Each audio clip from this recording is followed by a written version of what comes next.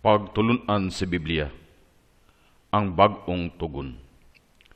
Ang Espiritu Santo nagagikan sa Amahan o gipadala sa Anak, ang Espiritu sa Dios o ang Espiritu ni Jesus. Bisan sa wala pa si Kristo, gisgutan na ang Espiritu ni Yahweh.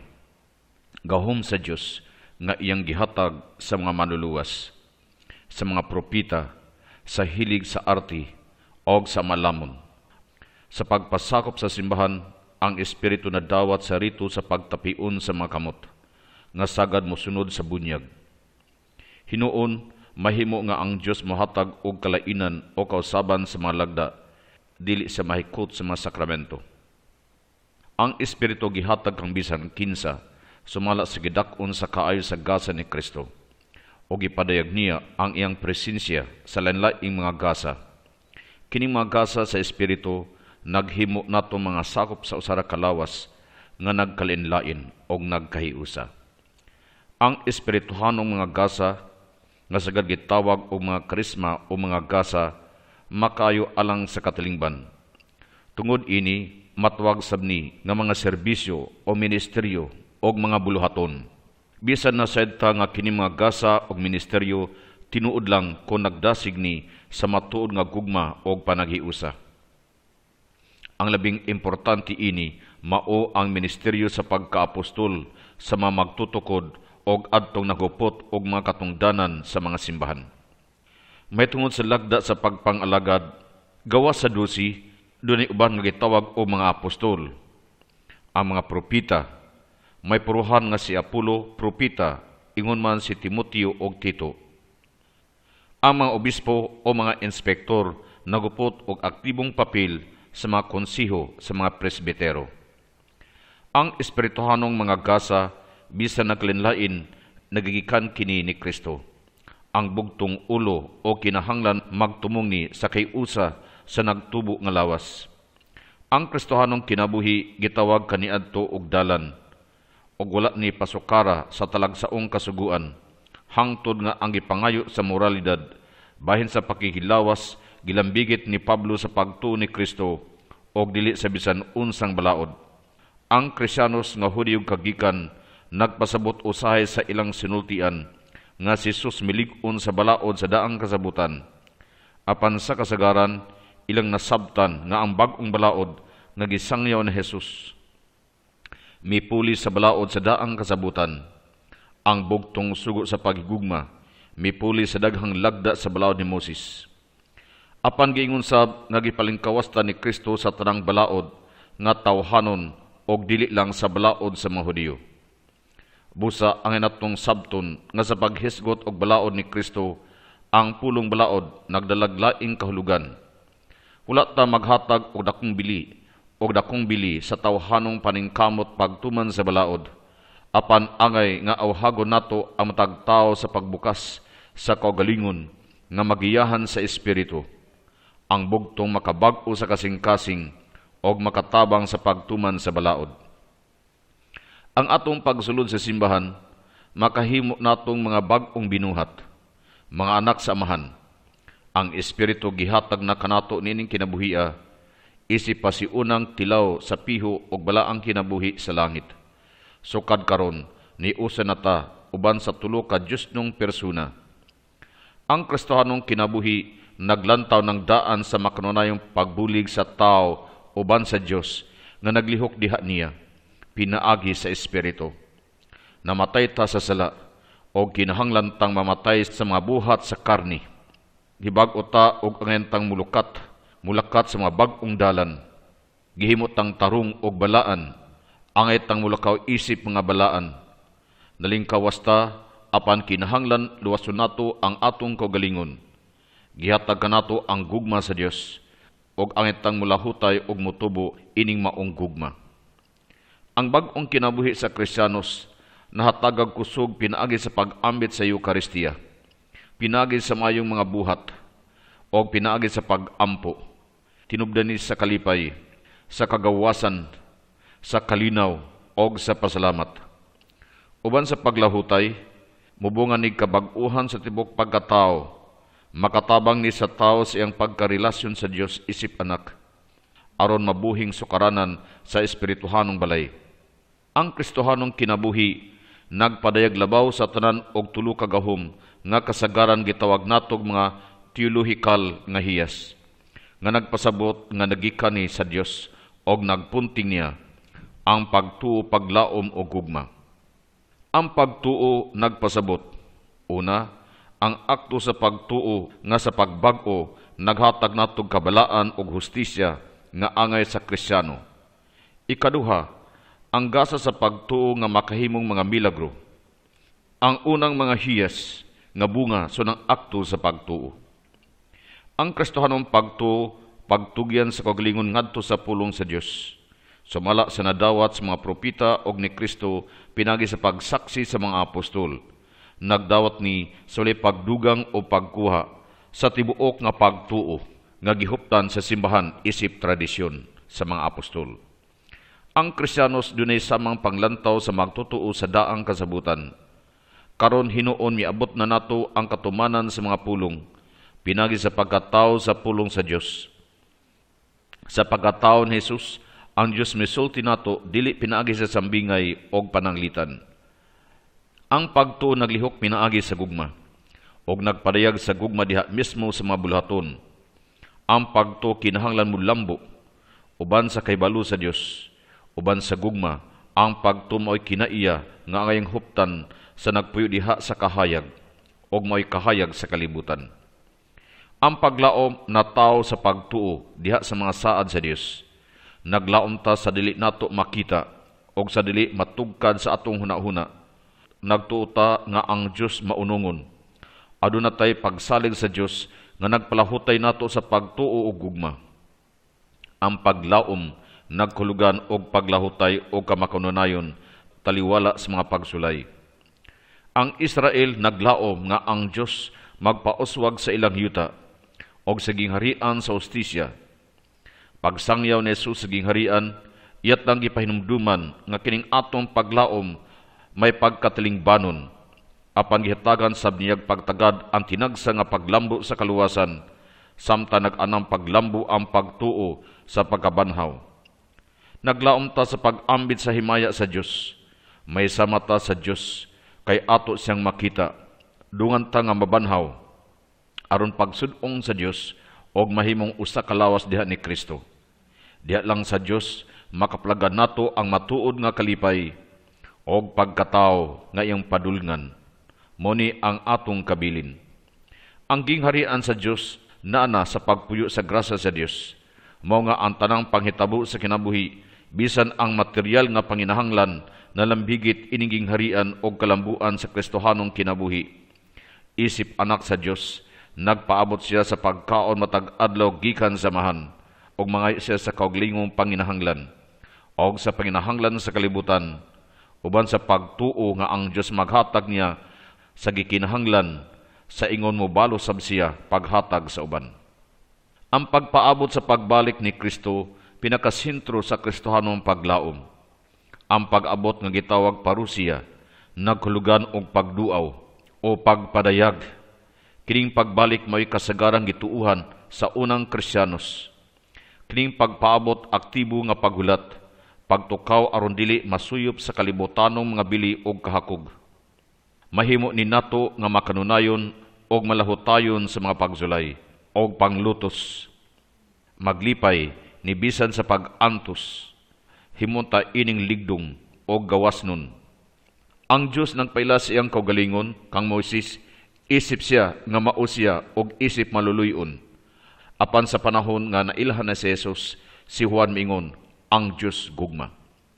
Sa daang kasabutan, ang gugma sa Dios napadagdiha nga ang Dios nagpaila sa kaugalingon sa mga tao. Ang Israel nga nakakita giunsa sa Dios pagpili, paggiya, pagpasaylo og pagluwas. Nakasabot nga siluso ang gugma sa Dios sa iyang katawhan. Ang mga propita nga nakaamgo sa nagkasuod nga relasyon nila og sa Dios nakakita sa mainitong gugma sa Dios og mapugsanong gugma alang sa iyang mga higala.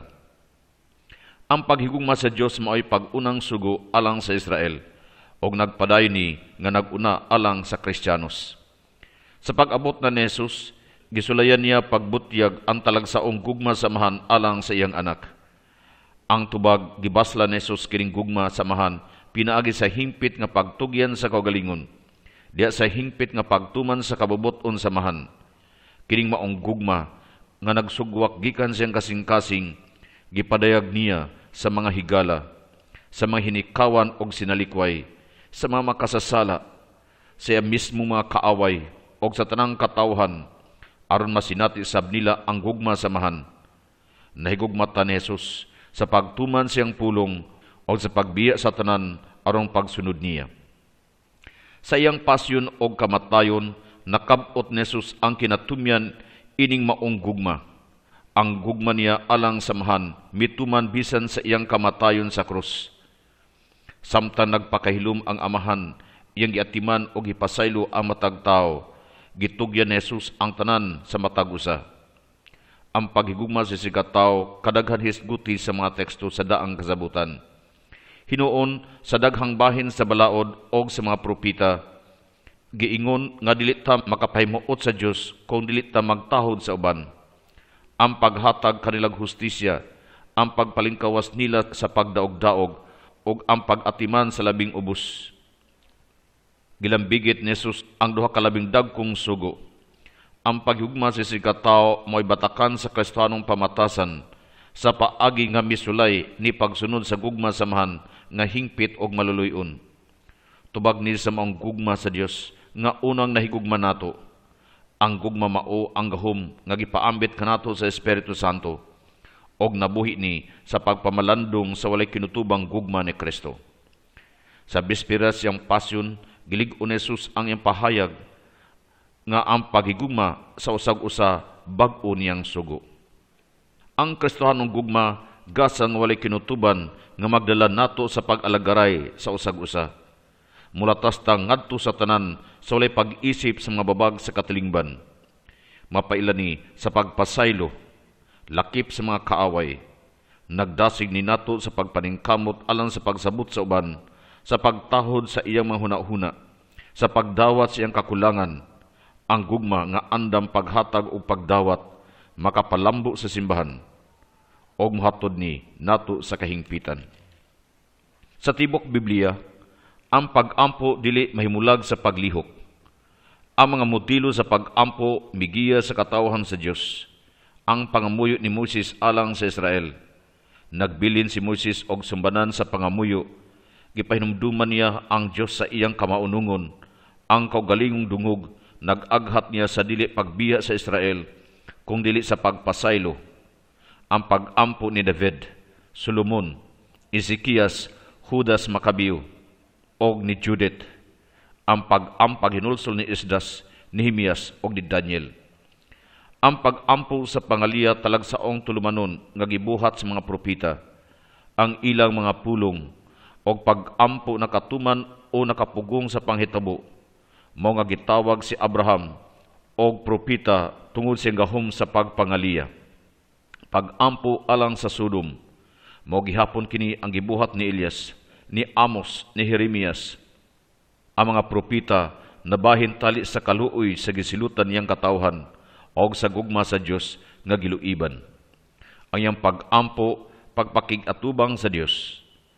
Ang pag-ampo mausab ang nagpadayong pakig-ambitay sa mga propita uban sa Dios sa kinahiladman sa ilang tawag o pag-atubang sa Dios.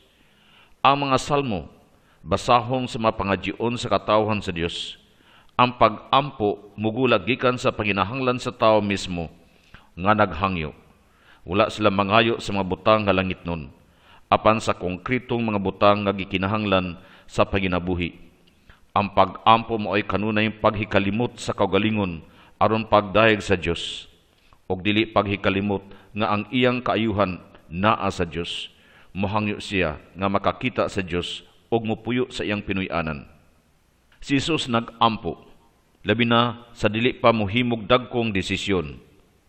Si Jesus maghimog mga milagro sa mga tao nga mohangyo niya uban sa pagtuo og sa mulahutay hangtod nga atimanon sila. Namulong siya nga paagi ni paghangyo samahan. Apan iya pud tang gitudluan sa pagpangayo pag-una nga ang kabubuton samahan matuman. namulong siya unsay atong pangayoon samahan og unsaon ni pagpangayo ang amahan namo. Ang pag-ampo sa simbahan sa unang panahon.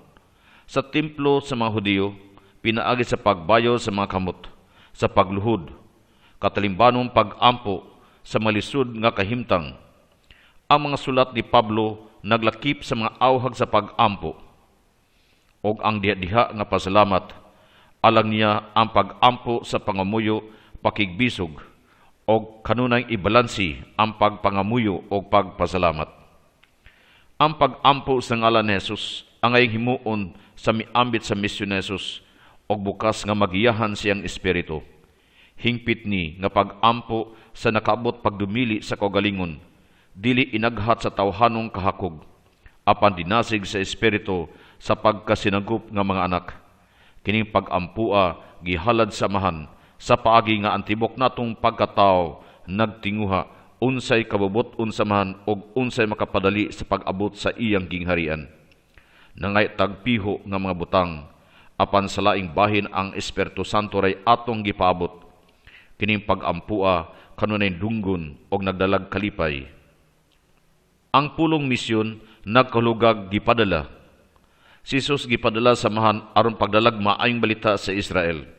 Sa mga kabus o gisakit, sa pagbiya ining kalibutana, gipadala ni Jesus ang iyang mga apostol o gihatagag gahom uban sa mga timaan sa Espiritu Santo.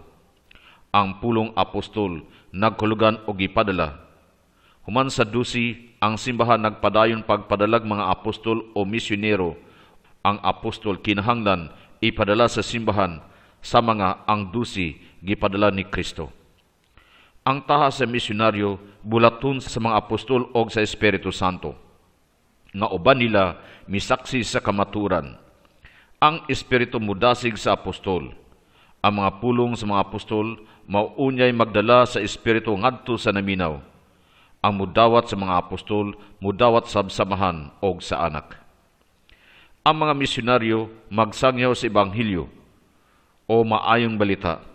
Sumala ni Jesus ang maayong balita mao ang pag-abot sa gingharian sa Dios. O bananigdaghang pag-ayo sa masagiton nga gibuhat ni Jesus. Sumala sa mga apostol ang maayong balita katumanan sa gisaad sa Dios sa Israel. Gasani sa pagpasaylo og sa Espiritu Santo. Ang maayong balita mao ang tanang mahitungod sa pag-abot ni Jesus nga magdala natog kalinaw. Alang ni Pablo, ang Ebanghelyo laraw sa Dios sa kaluwasan sa tanan tao, nga nasintro sa kamatayon og pagabanhaw ni Jesus, gahom ni nga nagbuntog sa kalibutan. Kung dawaton ang pagsangyaw sa Ebanghelyo, magdalanig paghinulsol og pagbag-o, makita sa mga tao ang makasasala nilang kahimtang sa kalibutan nga nawala, og moto sila sa pasaylo nga gitanyag kanila sa Dios pinaagi ni Kristo.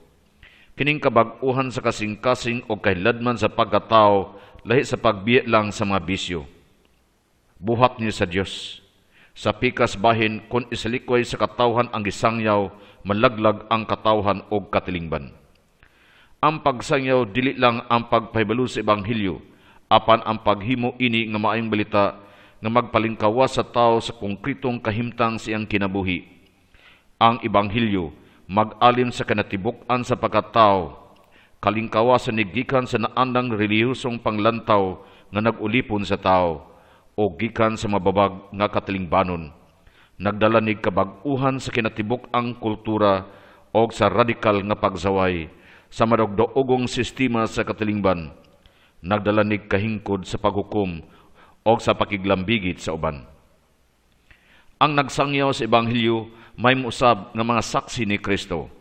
Ang maunongong saksi nga mianhis sa kalibutan aron pagmatuod sa pulong nga iyang nadungog samahan o sa iyang mismong pagkamao. Sa ilang bahin, ang mga apostol musaksi sab niya. Pinaagi silang pagmatuod ang Diyos mismo mitamod. Ang martir sa Grigong pinulungan nagkulugan og saksi kadtong nag-antos o naghatag siyang kinabuhi aron magpabilin nga maunungon sa pagtuo, gitawag og martir. Tungod sa kasilag sa yawa batok sa simbahan, nay daghang martir, sila ang matuod nga mananaog sa kalibutan. Ang gingharian sa Dios nagtubo diha sa kalibutan. Kalihukan ni sa Dios sama sa patubo sa paan nga maghimo pagbag-o og pagluwas ini. Apan kining kalibutana nasakop sa gahom sa daotan. Tungod sa sala nga nakapasukwahi sa tawhanong kagawasan.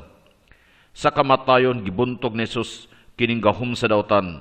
Apan sumala sa makita ang daotan nagpadayon paghari sa kalibutan o mipalihok sa gamhanang mga pwersa batok sa kamaturan o hustisya o labaw sa tanan yang gidumtan o gikasilagan ang mga saksi labaw sa tanan ni Kristo o sa simbahan. Kining kaaway nga mga pwersa gitawag usahay og kalibutan. Usahay ang kalibutan nagtudlo sa mga tao nga wala makaila sa pagkatinawag isip mga anak sa Dios. Ang mga magtutuo niya sa kalibutan, apan dili iya sa kalibutan. Ang simbahan naa isip alagad sa kalibutan, aron magiyahan ni sa matuod nga padulngan. Ang simbahan dili alagad sa mga sistema sa kalibutan, ni sa mga mithi sa tawhanong kalipay, hustisya o kalinaw nga kanunay limitado o makalimot sa tinuod nga kahimtang sa makasasala sa tao o wala makasabot sa kaluwasan pinaagi sa krus. Apan kung hatagag pagtagad ang daang kasabutan, madiskubrihan ang pamaagi sa pagtuglo sa Dios. Aron ang tao makasabot sa Dios nung tawag sa kinabuhi. Kinahanglan matiluan una niya ang kabtangan sa kalibutan o ang pagpakigbisog aron pagkabot sa tawhanong mga mithi. Mga mithi ni nga dunay mga kakulian, apan hinay-hinay nga putlion sa Dios ug dad-on ang mga tao sa pagsabot sa misteryo sa cross.